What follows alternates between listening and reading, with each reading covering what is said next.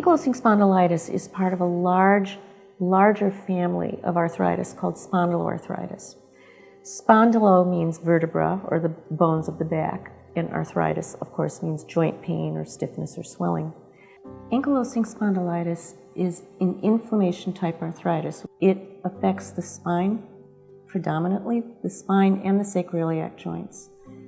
It can manifest in other ways, but it's predominantly a spine inflammation type of arthritis. It is classically a disease that begins insidiously, which means quietly and slowly. And the patient may not know they have it. Only over years they may realize that they've lost mobility and increasing pain starts to become a feature.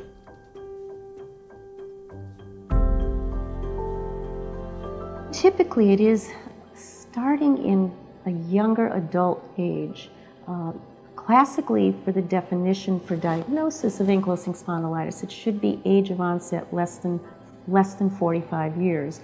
For the more diverse general spondyloarthritis types of similar diseases, it usually is less than 45 years.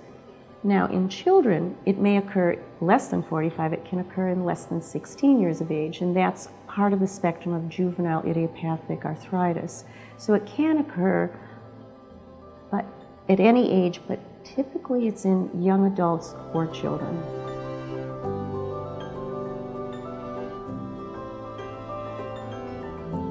There is an inherited pattern, but not everybody can trace that in their families. So a rheumatologist will ask family history. It's important to do that. But sometimes we can't trace any family history. Interestingly, there are other kinds of diseases that can be increased in a family and will make a rheumatologist think there's a likelihood that we're dealing with a spondyloarthritis or ankylosing spondylitis type. And that's psoriasis or ulcerative colitis or Crohn's disease or inflammation of the eye, we call uveitis. Those things tend to happen in families, cluster in families, and oftentimes in spondyloarthritis and ankylosing spondylitis. But sometimes we can't hear that in a family history.